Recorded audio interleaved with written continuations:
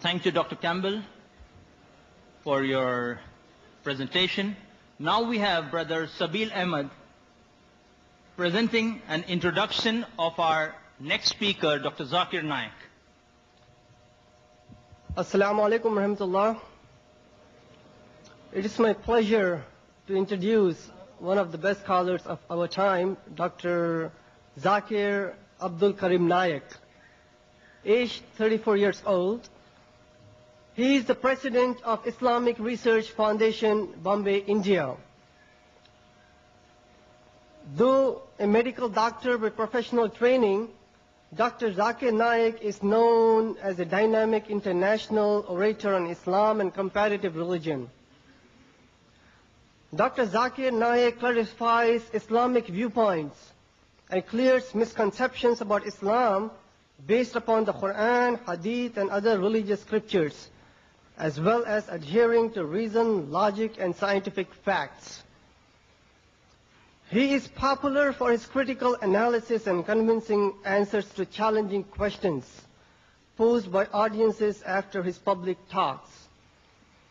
In the last 4 years itself, Dr. Zakir Naik has delivered more than 400 public lectures worldwide, in addition to many public talks in India. He appears regularly on many international TV and satellite TV channels, programs in several countries of the world. He has authored books on Islam and comparative religion. He has also participated in several symposiums and dialogues with prominent personalities of other religious faiths. May I announce, after the talks by both the speakers and the response session, we would be having an open question and answer session. So those who have come late, kindly note we'll have questions on the mics followed by questions on index cards. Ladies and gentlemen, may I call upon Dr. Zakir Naik to present his talk.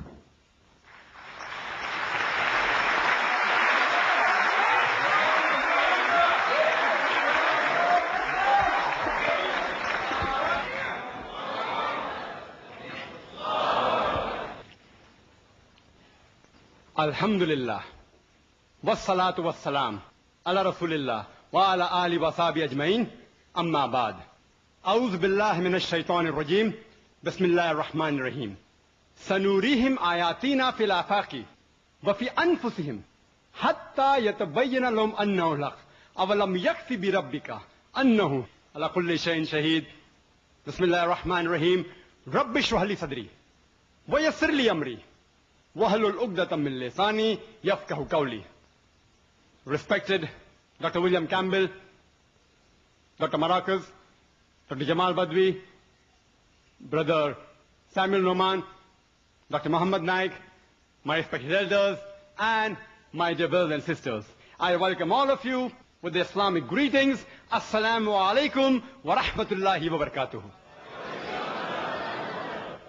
May peace, mercy, and blessings of Allah subhanahu wa ta'ala be on all of you.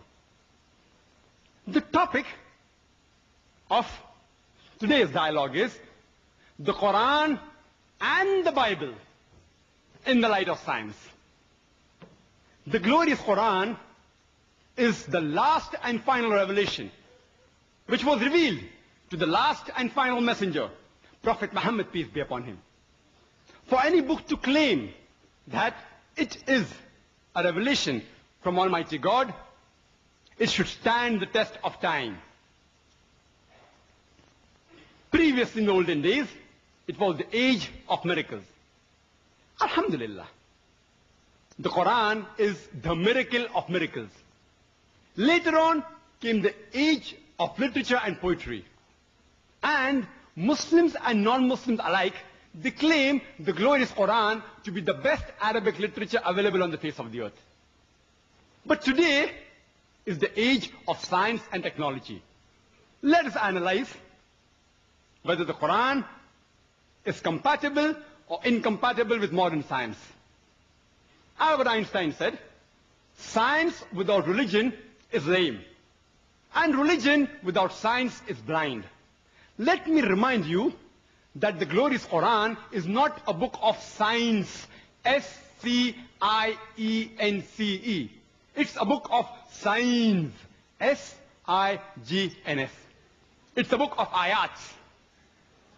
And there are more than 6,000 signs, ayats, in the glorious Quran, out of which more than 1,000 speak about science. As far as my talk regarding Quran and science is concerned, I will only be speaking about scientific facts which have been established. I will not be speaking about scientific hypotheses and theories which are based on assumption without any proof, because we all know many a times science takes U-turns. Dr. William Campbell, who wrote a reply to the book of Dr. Maurice Bucaille, The Quran, the Bible in the Light of History and Science, he says in his book that there are two types of approaches. One is a concordance approach, which means a person tries to bring a compatibility between the scripture and science.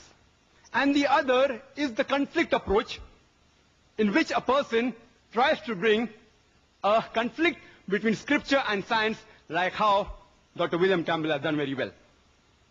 But as far as the Quran is concerned, irrespective whether a person uses a conflicting approach or a concordance approach, as long as you're logical, and after a logical explanation is given to you, not a single person will be able to prove a single verse of the Quran in conflict with established modern science.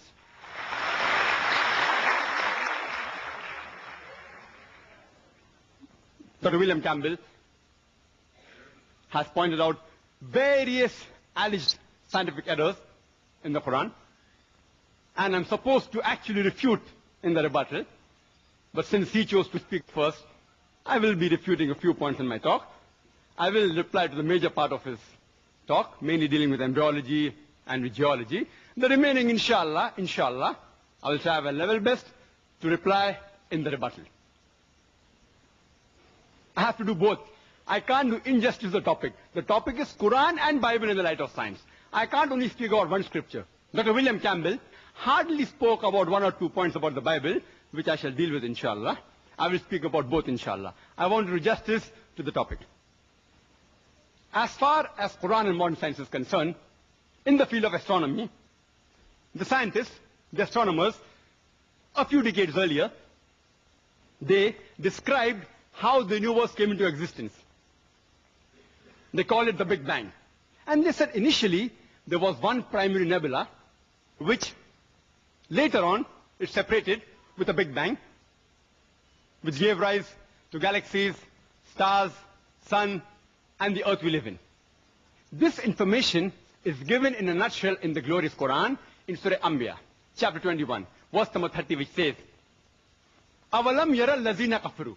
Do not the unbelievers see anna samawati wal arda kanat ratkan saknahuma, that the heaven and the earth were joined together and we clove them asunder. Imagine, this information which they came to know recently, the Quran mentions 1400 years ago. When I was in school, I had learned that the sun, in respect to the earth, it was stationary. The earth and the moon, they rotated about the axis, but the sun was stationary. But when I read a verse of the Quran saying, in Surah Anbiya, chapter 21, verse number 33, it says, Huwa allazi khalaqa al-layla wa nahara. It is Allah who has created the night and the day. وَالشَّمْسَ وَالْقَمَرَ, the sun and the moon. كُلٌّ فِي فَلَكٍ يَسْبَحُونَ, each one traveling in orbit with its own motion. Now, alhamdulillah, modern science has confirmed the Quranic statement. The Arabic word used in the Quran is yasbahun, which describes the motion of a moving body. When it refers to a celestial body, it means it is rotating about its own axis. So Quran says the sun and the moon, they revolve as well as rotate about their own axis. Today we have come to know that the sun takes approximately 25 days to complete one rotation. It was Edwin Hubble who discovered that the universe is expanding. The Quran says in Surah Dhariyat, chapter 51, verse number 47, that we have created the expanding universe, the vastness of space. The Arabic word Mosiona refers to vastness, the expanding universe. Regarding the topics on astronomy which Dr. William Campbell touched, I will deal in the rebuttal, inshallah. In the field of water cycle, Dr. William Campbell pointed out certain things. The Quran describes the water cycle in great detail.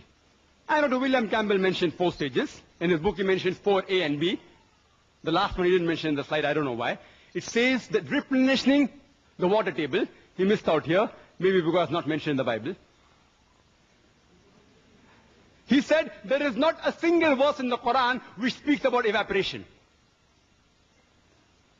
Quran says in Surah Tariq, chapter number 86, verse number 11, Rajus Sama, that by the capacity of the heavens to return. And almost all the commentary of the Quran, they said that this verse of Surah Tariq, chapter 86, verse number 11, refers to the capacity of the heaven to return back rain, meaning evaporation. Dr. William Campbell, who knows Arabic, may say, why didn't Allah subhanahu wa ta'ala specifically mention وَالسَّمَاءِ ذَاتِ الْمَطَرِ, meaning the capacity of the heaven to return back rain? Why didn't Allah mention specifically? Now we have come to know why didn't Allah do that in His divine wisdom. Because today we have come to know that besides the ozonosphere, the layer above the earth, besides returning back rain, it even returns back other beneficial matter and energy of the earth which is required by the human beings. It does not only return back rain, today we have come to know it even returns back waves of telecommunication, of television, of radio, by which we can see TV, we can communicate, we can hear the radio. And besides that, it even returns back the harmful rays of the outer space, back on the other side, and absorbs. For example, the sunlight, the ultraviolet rays of the sunlight is absorbed by the ionosphere. If this was not done, life on the earth would have ceased to exist. So Allah subhanahu wa ta'ala is far superior and far more accurate when it says, Raja Sama, by the capacity of the heaven to return. And the remaining things, as he mentioned, is there in the Quran. You can refer to my video cassette. The Quran described the water cycle in great detail. Regarding what he said about the Bible, he showed stage 1 and stage 3 in the first slide. And the second, stage 1, 3, and then 2. That the rainwater is taken up, he says, and then the rainwater comes down on the earth. This is the philosophy of Phase of Miletus in 7th century BC. He thought that the spray of the ocean was picked up by the wind and fell into the interior as rain. There's no cloud mentioned there. In the second quotation Dr. William Campbell gave, first is, according to him, evaporation, which we agree, we don't mind having the concordance approach with the Bible. Then rain falls down, and then are the clouds formed. That is not the complete water cycle. Alhamdulillah, the Quran describes the water cycle in great detail, in several places. How does the water rise, evaporates, form into clouds, the clouds join together, they stack up, there's thunder and lightning, water comes down, the clouds move into the interior, they fall down as rain, and the replenishing of the water table, and Alhamdulillah, in great detail. The Quran speaks about the water cycle in great detail in several places. In Surah Nur, chapter number 24, verse number 43. In Surah Rum, chapter number 30, verse 48. In Surah Az-Zumar, chapter 39, verse 21. In Surah Mu'minun, chapter 23, verse number 18. In Surah Rum, chapter number 30, verse number 24. In Surah Al-Hijr, chapter 15, verse number 22. In Surah Araf, chapter number 7, verse number 57. In Surah Raj, chapter number 13, verse number 17. In Surah Furqan, chapter 25, verse number 40 and 49.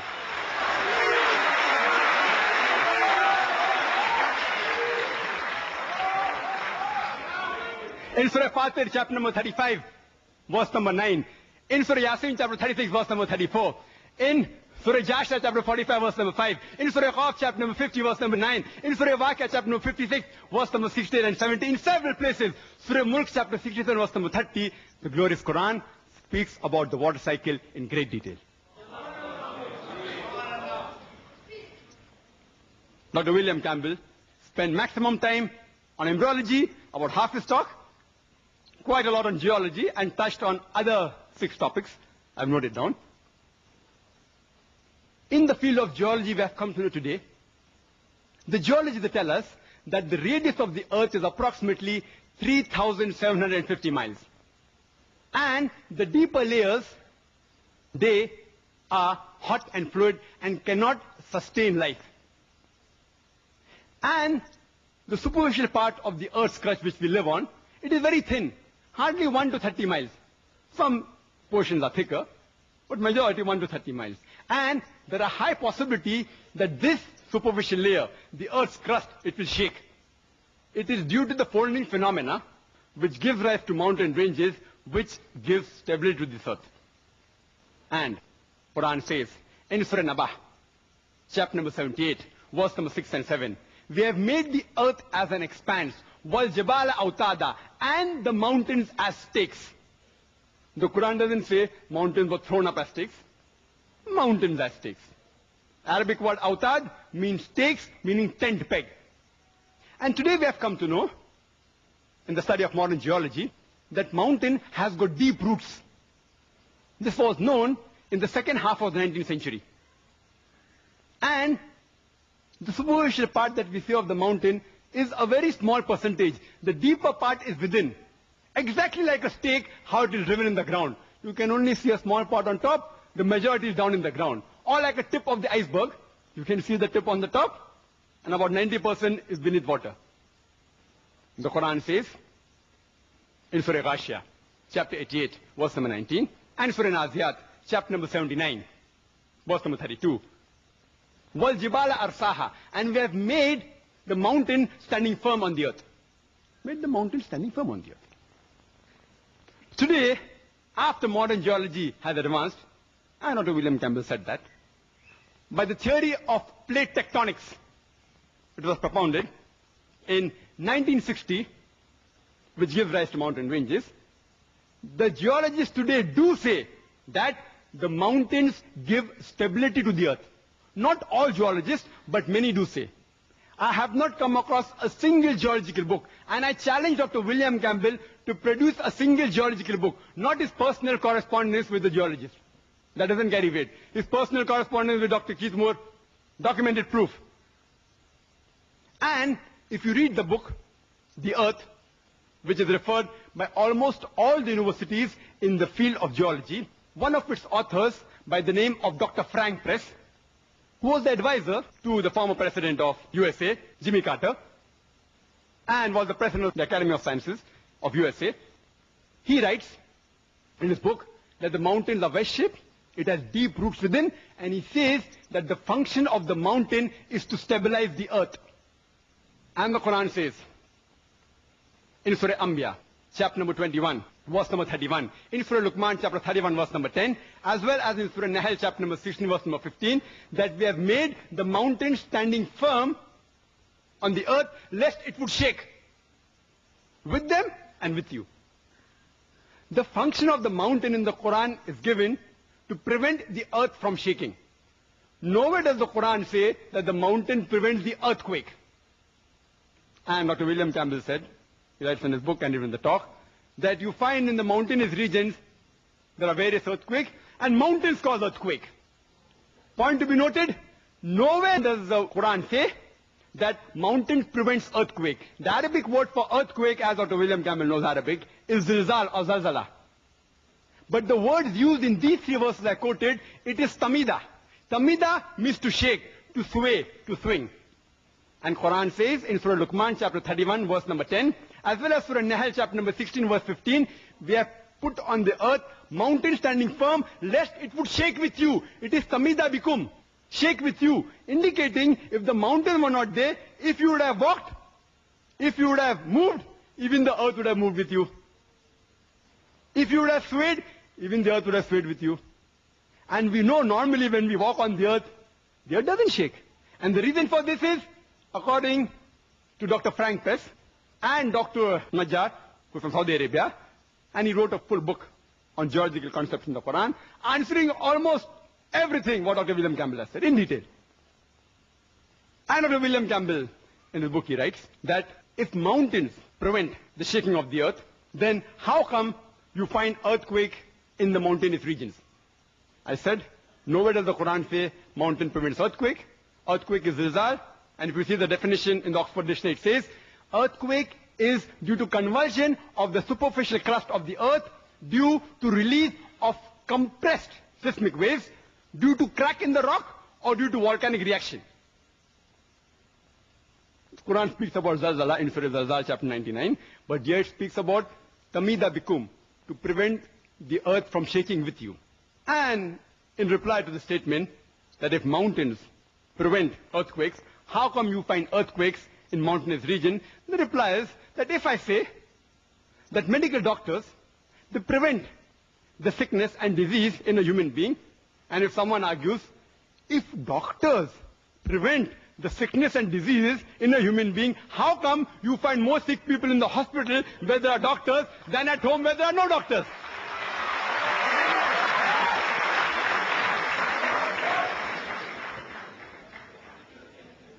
In the field of oceanology, the glorious Quran says in Surah Furqan, chapter 25, verse number 53, that it is Allah who has let free two bodies of flowing water, one sweet and palatable, the other salt and bitter.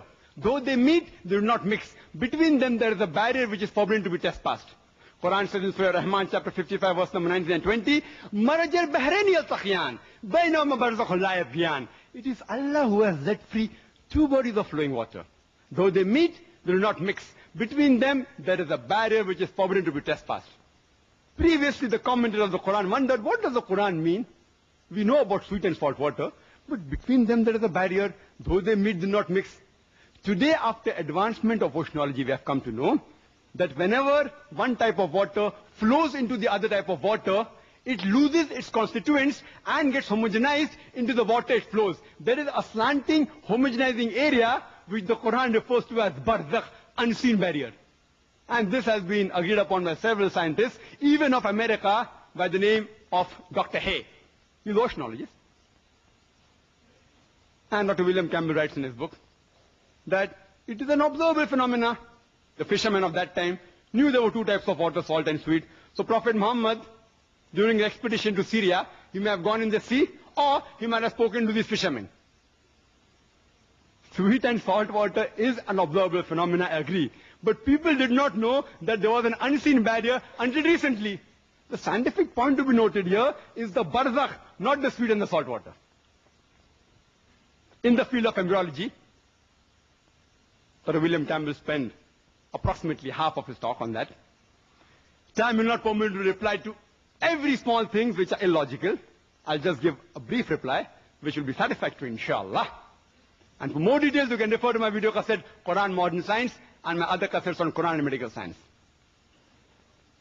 There were a group of Arabs who collected the data dealing in the Quran about embryology and the hadith dealing with embryology, and they presented it to Professor Keithmo, who was the chairman and the head of the Department of Anatomy in the University of Toronto in Canada. And at present, he is one of the leading scientists in the field of embryology.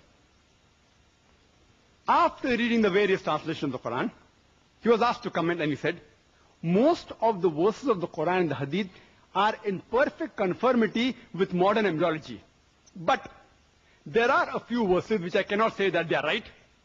Neither can I say that they are wrong, because I myself don't know about it. And two such verses were the first verse of the Quran to be revealed from Surah Iqra or Surah Alaq, chapter 96, verse number 1 and 2, which says, Iqra bismi rabbika alladhi khalaq. Khalaq al-insana min alaq. Read, recite, or proclaim in the name of thy Lord, who created the human beings from something which clings, a leech-like substance. Regarding Dr. William Campbell's statement that to analyze the meaning of a word, you have to see what was the meaning at that time when it was revealed, at that time when the book was written. And he rightly said that to analyze the meaning, you have to analyze the meaning at the time it was revealed and to the people who it was meant for. As far as this statement of his is concerned, regarding the Bible, I do agree with it totally, because the Bible was only meant for the children of Israel for that time. It's mentioned in the Gospel of Matthew, chapter number 10, verse number 5 and 6. Jesus Christ, peace be upon him, tells his disciples, go ye not in the way of the Gentiles. Who are the Gentiles? The non-Jews, the Hindus, the Muslims. But rather go to the lost sheep of the house of Israel. Jesus Christ, peace be upon him, said in the Gospel of Matthew, chapter number 15, verse number 24, I am not sent but to the lost sheep of the house of Israel. So Jesus Christ and the Bible were only meant for the children of Israel. Since it was meant for them, to analyze the Bible, you have to use the meaning of the word which was utilized at that time. But the Quran was not meant only for the Arabs of that time. Quran is not meant only for the Muslims. The Quran is meant for the whole of humanity. And it is meant to be for eternity. Quran says in Surah Ibrahim chapter 14 verse 52, in Surah Baqarah chapter number 2 verse 185, and Surah Zumar chapter 39 verse 41, that the Quran is meant for the whole of humankind. And Prophet Muhammad, peace be upon him, was not sent only for the Muslims or the Arabs. Allah says in the Quran in Surah Anbiya chapter number 21 verse number 107, وَمَا أَرْسَلْنَاكَ إِلَّا رَحْمَةً لِلْعَالَمِينَ, that we have sent thee as a mercy, as a guidance to the whole of humankind.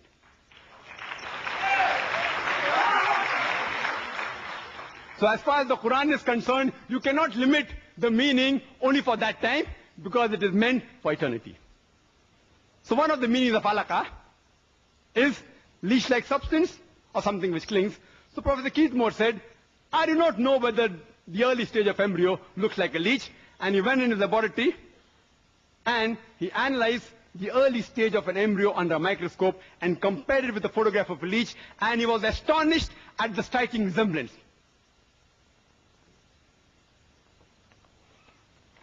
This is the photograph of a leech and human embryo. What Dr. William Campbell showed you is the other perspective of it. If I show this book, it looks like a rectangle. If I show you like that, it's a different perspective.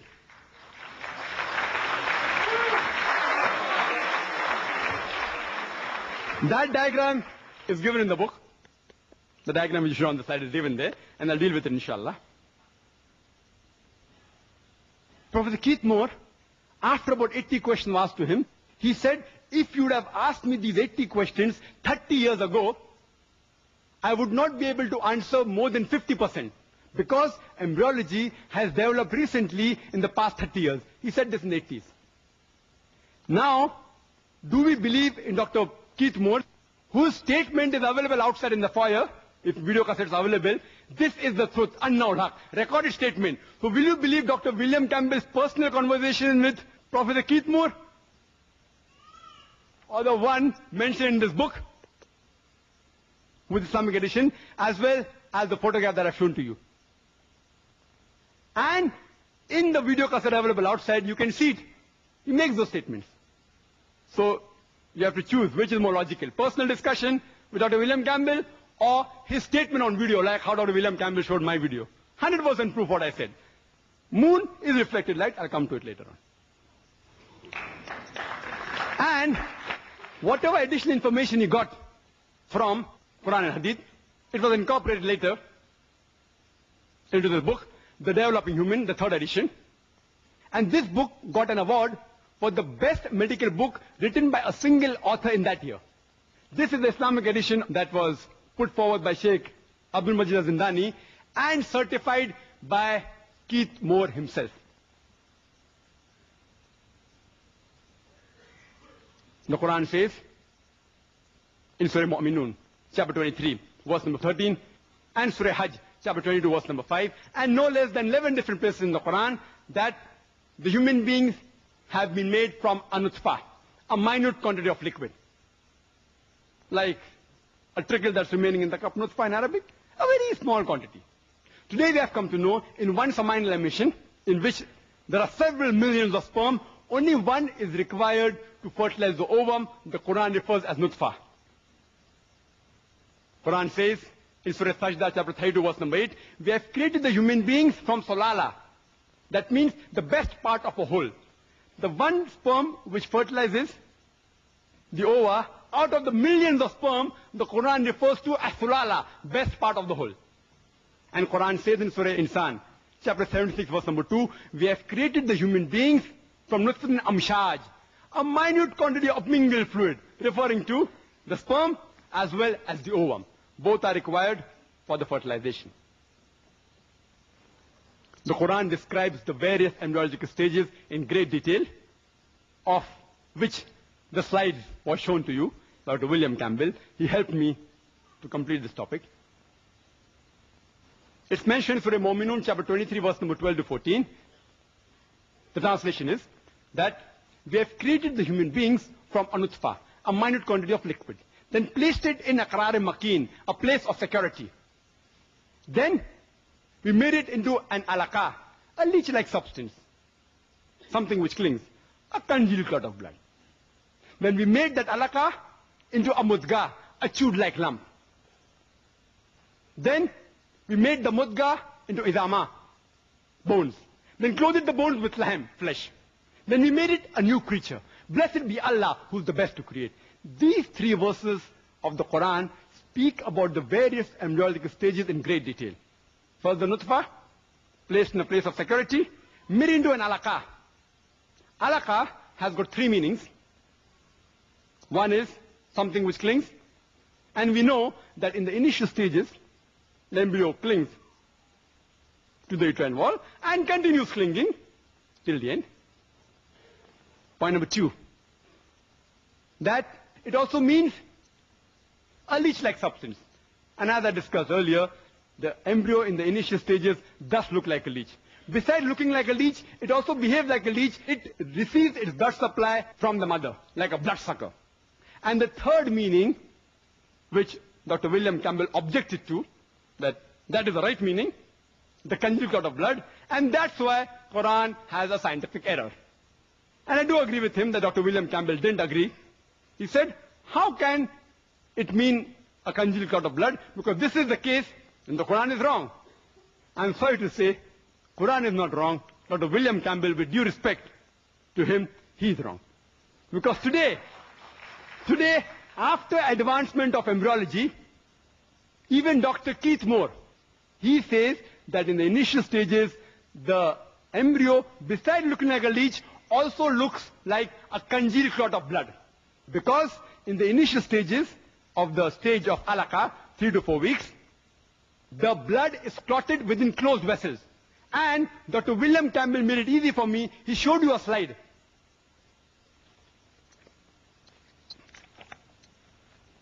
It will be difficult for you to see, but this is the slide he showed you.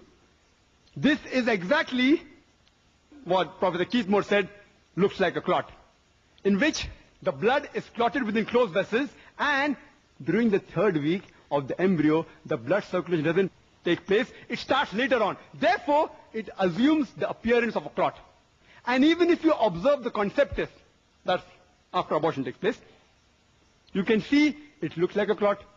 Only one line answer is sufficient to answer all the allegations of Dr. William Campbell, is that the stages of the Quran, while it describes the embryological stages, is only based on appearance. Appearance. First is the appearance of a alaqa, a leech-like substance, as well as a clot of blood. And Dr. William Campbell rightly said that some ladies come and ask, please remove the clot. It does look like a clot. And the stages are based on appearance. It is created from something which appears like a clot, which appears like a leech, and is also something which clings. Then the Quran says we made that alaqa into a mudga, a chewed-like lump.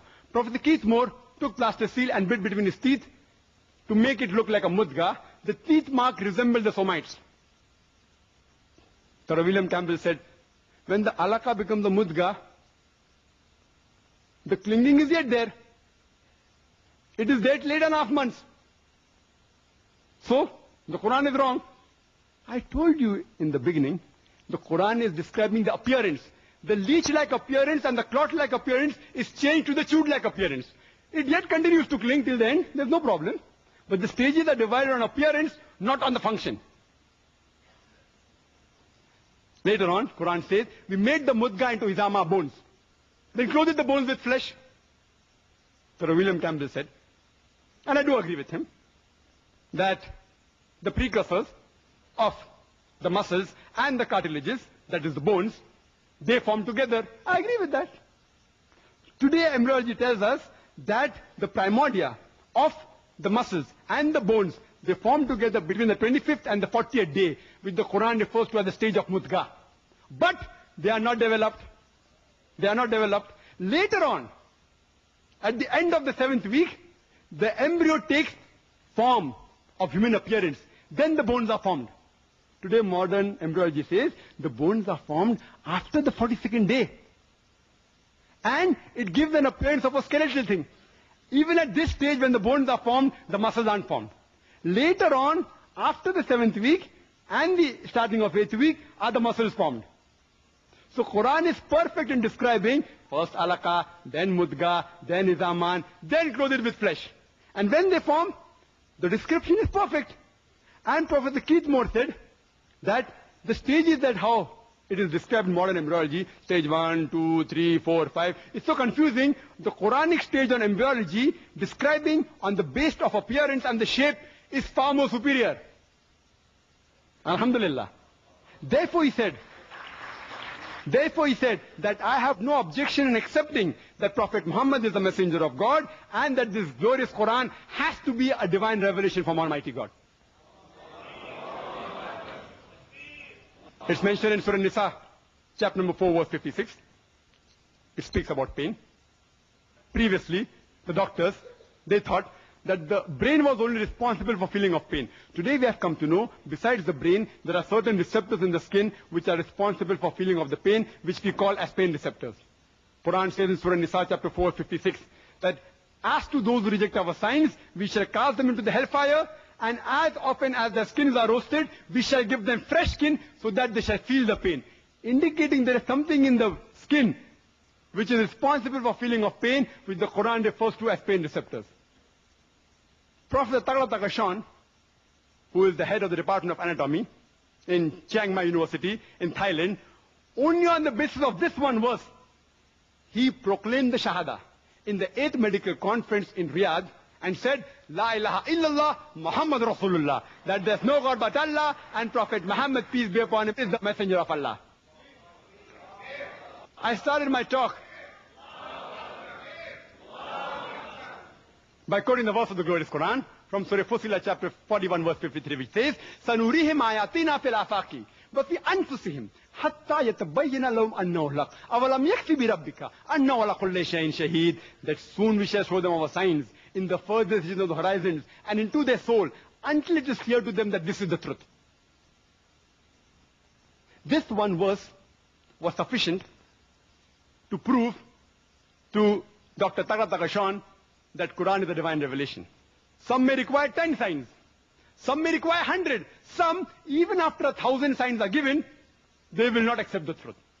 Quran calls such people as, in Surah Baqarah chapter 2 verse number 18, Summum, Bukmun, Umyun Fahum La Yarjiun. The deaf, the dumb, the blind, they will not return to the true path. The Bible says the same thing in Gospel of Matthew, chapter number 13, verse number 13, seeing they see not, hearing they hear not, neither will they understand. And regarding the other parts of embryology, I will deal in my rebuttal, inshallah, if time permits. I have to do justice to the other part also, regarding Bible and the right of science. At the outset, let me tell you that Quran says in Surah Ra'd, chapter 13, verse 38, that we have given several revelations. By name, only 4 are mentioned: the Torah, the Zabur, the Injil, and the Quran. The Torah is the Wahi, the revelation, which was given to Moses, peace be upon him. The Zabur is the Wahi, which was given to David, peace be upon him.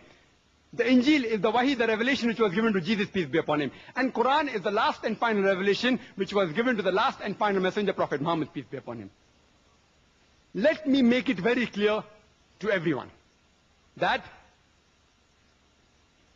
this Bible, which the Christians believe to be the word of God, is not the Injil which we Muslims believe was revealed to Prophet Jesus, peace be upon him.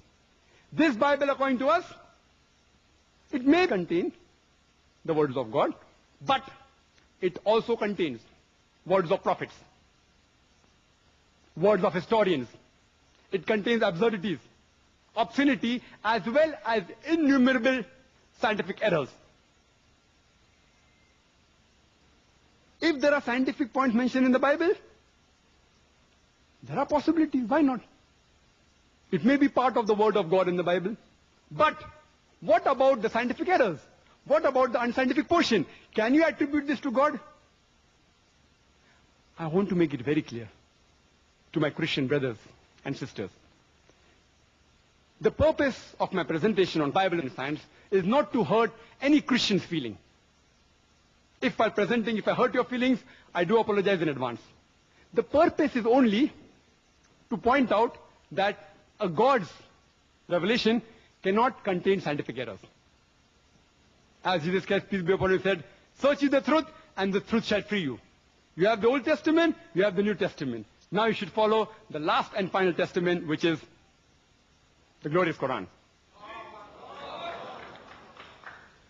As far as Dr. William Campbell is concerned, I can be more liberal with him because he has written a book, Quran, Bible in the Light of History and Science. He has given a presentation and he's a medical doctor. I don't have to be very formal with him. As far as the other Christian brothers and sisters are concerned, I apologize if I hurt your feelings during the presentation.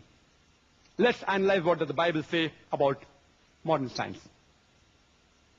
First, we'll deal with astronomy.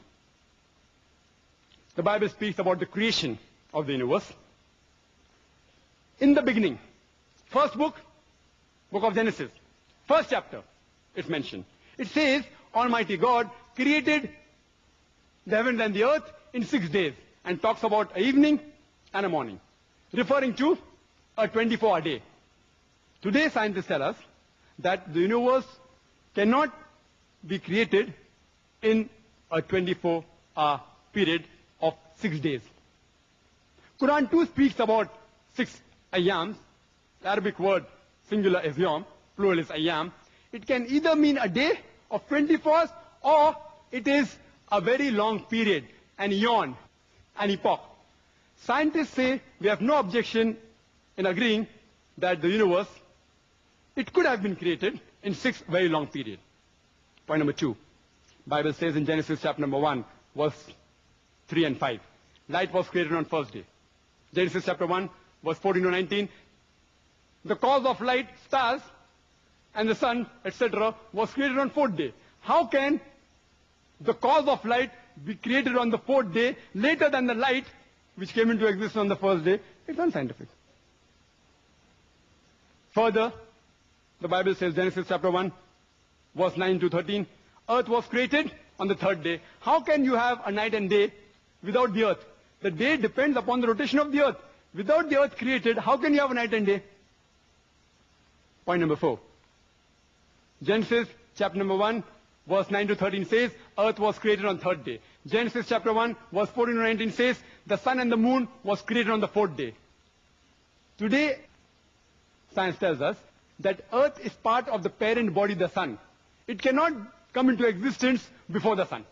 It's unscientific. Point number 5. The Bible says in Genesis chapter number 1, verse number 11 to 13, the vegetation, the herbs, the shrubs, the trees, they were created on the 3rd day. And the sun, Genesis chapter number 1, verse 14 to 19, was created on the 4th day. How can the vegetation come into existence without sunlight? And how can they survive without sunlight? Point number 6. Point number 6. That the Bible says in Genesis chapter 1, verse number 16, that God created 2 lights. The greater light, the sun, to rule the day, and the lesser light, the moon, to rule the night. The actual translation, if you go to the Hebrew text, it is lamps. Lamps, having light of its own. And that you'll come to know better if you read both the verses, Genesis chapter 1, verse 16 as well as 17. Verse number 17 says, and Almighty God placed them in the firmament to give light to the earth. To give light to the earth, indicating that sun and the moon has its own light, which is in contradiction with established scientific knowledge that we have.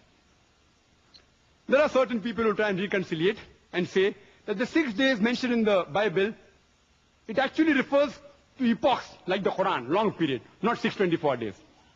It's illogical. You read the Bible, evening, morning, it clearly states 24 hours, it indicates. But even if I use a concordance approach, no problem.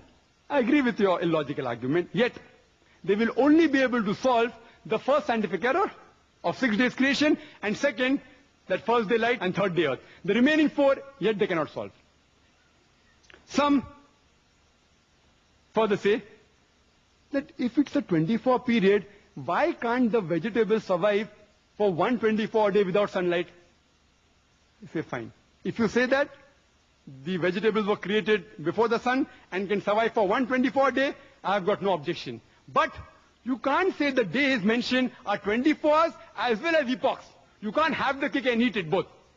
If you say it is long period, you solve point number 1 and 3. The remaining 4 are yet there. If you say the days are 24 days, you solve only point number 5. The remaining 5 are yet there. It becomes unscientific. I leave it to Dr. William Campbell, whether he wants to say it is long period and say that there are only 4 scientific errors, or say it is a 24 days and say there are only 5 scientific errors in the creation of the universe. Regarding the concept of Earth, there are various scientists who have described how will the world end. Hypothesis. Some may be right, some may be wrong. But either the world will perish or the world will live forever. Both cannot take place simultaneously. It's unscientific. But this is exactly what the Bible says. It's mentioned in the Bible. In the book of Hebrews, chapter number 1, verse number 10 and 11. And in the book of Psalms, chapter number 102, verse number 25 and 26, that Almighty God created the heavens and the earth, and they will perish. Exactly opposite is mentioned in the book of Ecclesiastes, chapter number 1, verse number 4, and the book of Psalms, chapter number 78, verse number 69, that the earth will abide forever. I leave it to Dr. William Campbell to choose which of the 2 verses are unscientific. The first pair or the second pair. One has to be unscientific. Both cannot take place. The world cannot abide forever as well as perish. It's unscientific. Regarding the heavens, the Bible says in Job chapter 26 verse 11 that the pillars of the heaven will tremble. Quran says in Surah Luqman chapter 31 verse number 10 that the heavens are without any pillars. Don't you see it? Don't you see the heavens are without any pillars? Bible says heaven has got pillars. Not only do the heavens have got pillars, Bible says in the first book of Samuel, chapter number 2, verse number 8, as well as the book of Job, chapter number 9, verse number 6, and the book of Psalms, chapter number 75, verse number 3, that even the earth have got pillars. In the field of diet and nutrition, let's analyze what does the Bible say. The Bible says in the book of Genesis, chapter number 1, verse number 29, that God has given you all the herbs bearing seeds, the trees bearing fruits, those that bear seed, as meat for you. New International Version says the seed bearing plant and the trees bearing fruits, bearing seeds are food for you. All of them.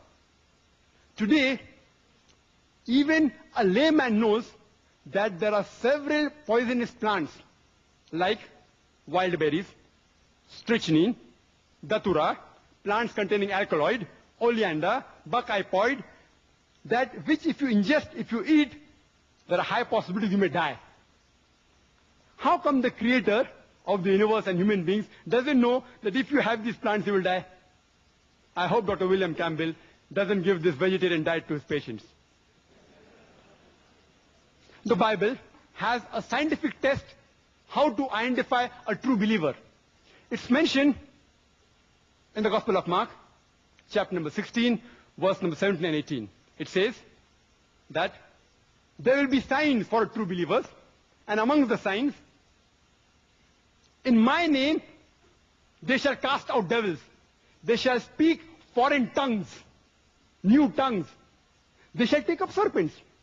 And if they drink deadly poison, they shall not be harmed. And when they place their hand over the sick, they shall be cured. This is a scientific test. In scientific terminology, it's known as the confirmatory test for a true Christian believer.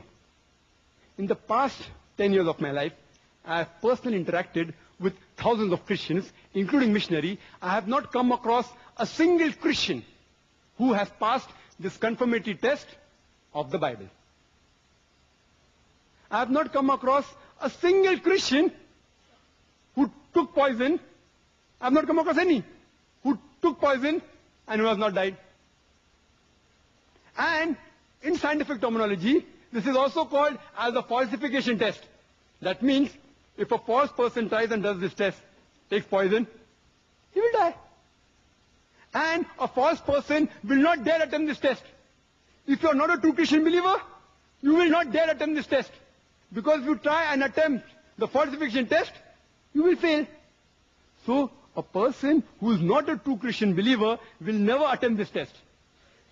I have read the book, the Quran, the Bible in the light of history and science, written by Dr. William Campbell. And I assume that he is a true Christian believer. And at least I would like him to confirm to me about the falsification test.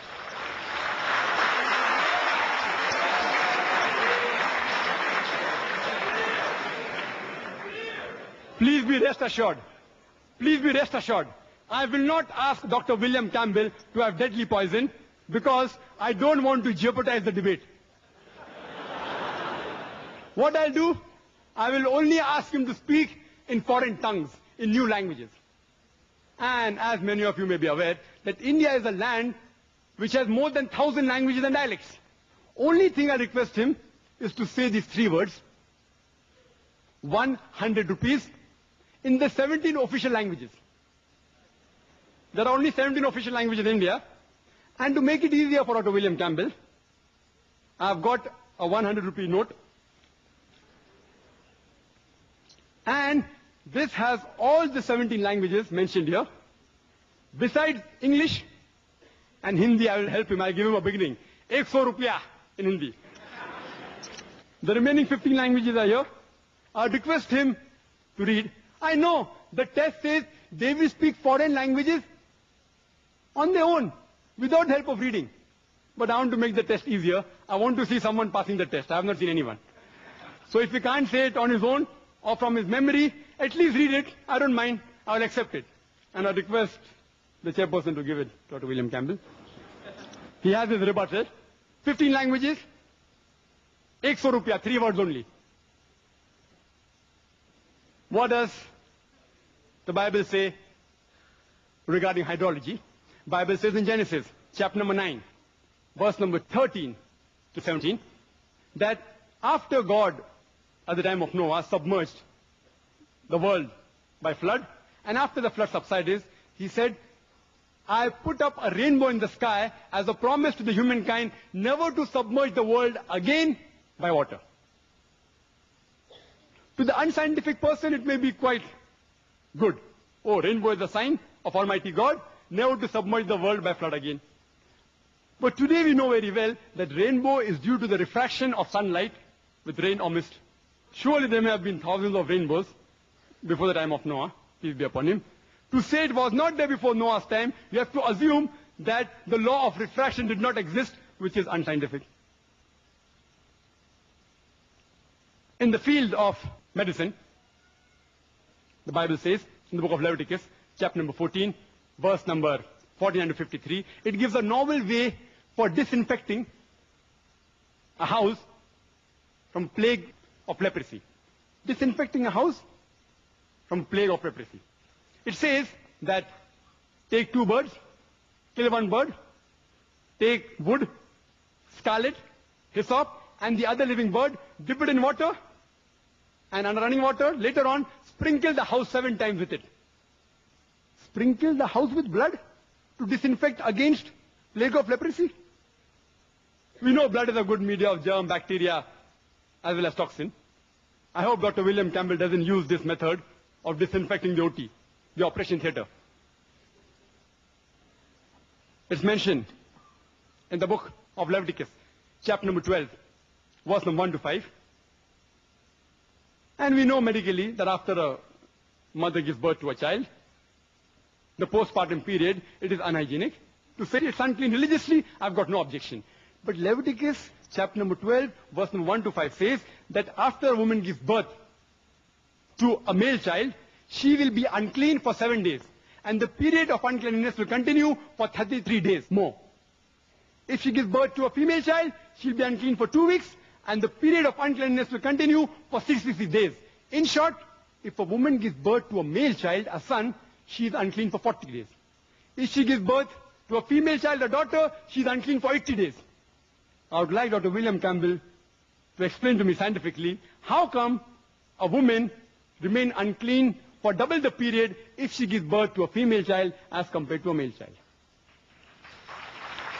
the Bible also has a very good test for adultery. How to come to know a woman has committed adultery? In book of Numbers, chapter number 5, verse number 11 to 31. I'll just say in brief. It says that the priest should take holy water in a vessel, take dust from the floor, and put it into the vessel. And that's the bitter water. And after cursing it, give it to the woman. And if the woman has committed adultery, after she drinks it, the curse will enter her body, the stomach will swell, the thigh will rot, and she shall be cursed by the people. If the woman has not committed adultery, she will remain clean and she will bear the seed. A novel method of identifying whether a woman has committed adultery or not. You know, today in the world, there are thousands of cases pending in different parts of the world, in different courts of law, only on the assumption that someone has alleged that the woman has committed adultery. I had read in the newspapers, and I came to know from the media, that the president of this great country, Mr. Bill Clinton, he was involved in a sex scandal about 2 years back. I wonder that why didn't the American court use this bitter water test for adultery? He would have gone scot-free immediately.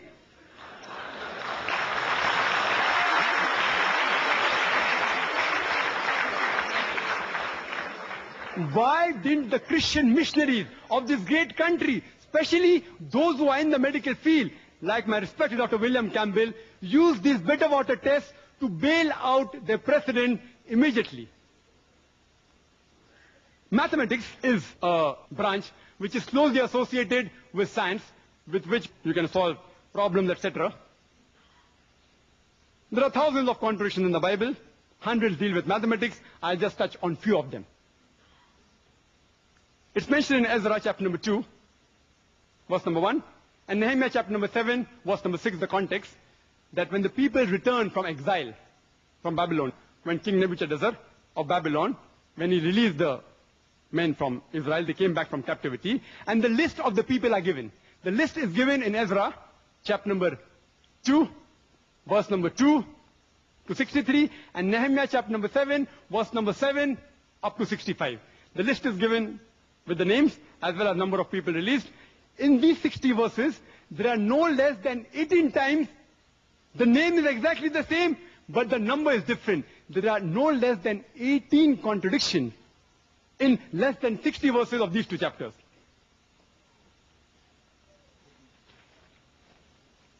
This is the list.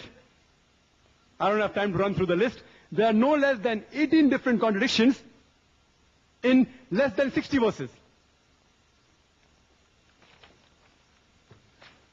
Further, it's mentioned in Ezra, chapter number 2, verse number 64, that the total congregation, if you add up, it comes to 42,360. And if you read in Nehemiah chapter number 7, verse number 66, there also the total is the same, 42,360. But if you add up all these verses, which I had to do my homework, this is the list. This is the list of Ezra. This is the list of Nehemiah. Ezra chapter number 2, Nehemiah chapter number 7. If you add up, I had to do my homework. If you add up, in Ezra chapter number 2, it doesn't come to 42,360, it comes to 29,818. And if you add up Nehemiah chapter number 7, even there it doesn't come to 42,360, it comes to 31,089. The author of the Bible, presumed to be Almighty God, does not know simple addition. If you give this problem even to a person who's passed elementary school, he'll be able to get the right answer. If you add up all the 60 verses, it's so easy. Almighty God didn't know adding Nauz Billah, if we presume that this is the word of God. Further, if we read in Ezra chapter number 2, verse number 65, it says there were 200 singing men and women. Nehemiah chapter number 7, verse 67, there were 245 singing men and women. Were they 200 or were there 245 singing men and women? Context is the same, a mathematical contradiction. it's mentioned in the 2 Kings, chapter number 24, verse number 8, that Joachim was 18 years old when he began to reign Jerusalem. And he reigned for 3 months and 10 days. 2 Chronicles, chapter number 36, verse number 9 says that Joachim was 8 years old when he began to reign, and he reigned for 3 months, 10 days. Was Joachim 18 years when he began to reign, or was he 8 years old? Did he reign for 3 months, or did he reign for 3 months, 10 days? Further it's mentioned in the 1 Kings, chapter number 7, verse number 26, that in Solomon's temple, in his molten sea, he had 2,000 baths. In 2 Chronicles, chapter number 4, verse number 5, he had 3,000 baths. Did he have 2,000 baths, or did he have 3,000 baths? That I leave it upon Dr. William Campbell to decide which is correct. There is a clear-cut mathematical contradiction. Furthermore, it's mentioned in the 1 Kings, chapter number 15, verse number 33, that Baasha, he died in the 26th year of reign of Asa. And 2 Chronicles, chapter number 16, verse number 1 says that Baasha invaded Judah in the 36th year of the reign of Asa. How can Baasha invade 10 years after his death? It's unscientific. To make it easier for Dr. William Campbell to answer to the points I have raised, I'll just mention it in brief. The points that I mentioned. The first point was that the creation of the earth and the heaven, the universe, was in 624 days. Light was there before the source of light. Point number 2. 3. Day came into existence before creation of earth. Point number 4. Earth came into existence before sun. Point number 5. Vegetation came into existence before sunlight. Point number 6. Light of the moon is its own light. Point number 7. The earth, will it perish or will it abide forever? Point number 8. The earth has got pillars. Point number 9. The heavens have got pillars. Point number 10. God said you can have all plants and all vegetation, including the poisonous plants. Point number 11. The scientific test, the falsification test of Mark chapter number 16, verse number 17 and 18. Point number 12. A woman remains unclean for double the period if she gives birth to a daughter as compared to a son. Point number 13. Using blood to disinfect the house against plague of leprosy. Point number 14. How do you find out the bitter water test for adultery? Point number 15. 18 different contradictions in less than 60 verses of Ezra chapter 2 and Nehemiah chapter number 7. I didn't count them as 18 different, I've counted them only as one. Point number 16. The total is different in both the chapters. Point number 17. Are there 200 singing men and women, or are there 245 singing men and women? Point number 18. Was Joachim 18 years old, or was he 8 years old when he began to reign? Point number 19. Did he reign for 3 months, or 3 months, 10 days? Point number 20. Did Solomon have 3,000 baths, or 2,000 baths? Point number 21 is that Baasha, how could he invade Judah 10 years after his death? Point number 22 is Almighty God. He said, I put up a rainbow in the sky as a promise to the humankind never to submerge the world again by water.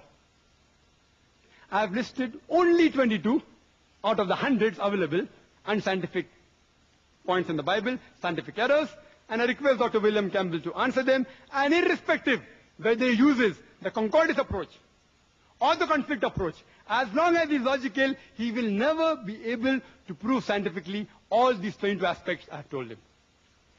We agree in Jesus Christ, peace be upon him, to him was revealed the Injil. This is not the Injil. It may contain part of God, but the other unscientific portion is not the word of God. I would like to end my talk by giving the quotation of the glorious Quran. from Surah Baqarah chapter 2 verse 7 which says, فَوَيْلٌ لِلَّذِينَ يَكْتُبُونَ الْكِتَابَ بِأَيْدِيهِمْ ثُمَّ يَقُولُونَ هَذَا مِنْ عِنْدِ اللَّهِ لِيَشْتَرُوا بِهِ ثَمَنًا قَلِيلًا فَوَيْلٌ لَهُم مِّمَّا كَتَبَتْ أَيْدِيهِمْ وَوَيْلٌ لَهُم مِّمَّا يَكْسِبُونَ. Woe to those who write the book with their own hands and then say this is from Allah, to trust with it for a miserable price. Woe to those for what they write, woe to those for what they earn. وَآخِرُ دَعْوَانَا الْحَمْدُ لِلَّهِ رَبِّ الْعَالَمِينَ.